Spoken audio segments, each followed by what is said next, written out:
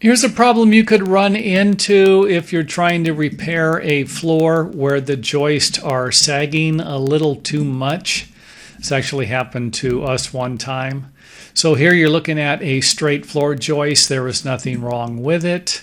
Let's go to another floor. Here's a sagging floor joist. So we have a joist with a bow or a curve in it. And this isn't uncommon, especially in buildings where there's a lot of storage. We came across a problem like this one time when I was working for my dad, and we were working on a factory that produced lemon concentrate, something I guess they would use for making lemon juice or something like that. And I remember there being a lot of moisture in the air, and thinking later on that maybe the moisture had something to do with this, along with the weight. They had heavy machinery, heavy equipment on top of these floors. But I was thinking maybe the moisture had something to do with it. The moisture absorbs into the wood, and you have a little extra weight, and might sag a little easier.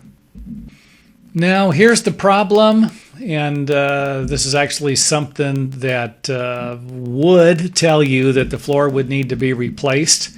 When you go to use your beam and your jacks, something to raise the floor up, and here's the corner of the floor, kind of what it would look like, at least what it looks like in my drawing.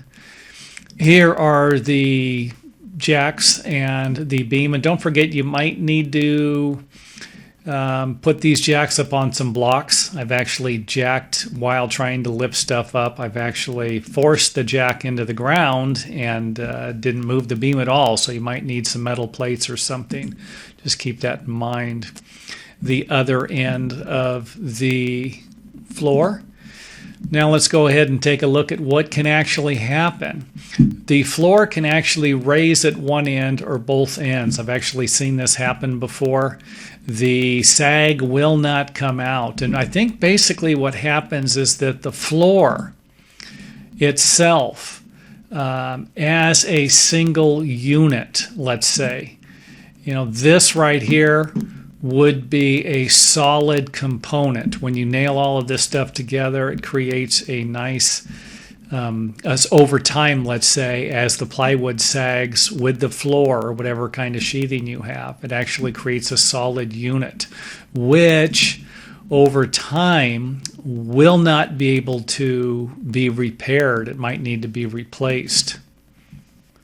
However, there is one more thing you can try to do, and that would be to actually remove the sheathing and then jack the floor up and try and straighten it out. Now, if the boards, let's just say that they're 16 foot long and they're sagging more than 2 inches, this might be something that will be difficult to repair.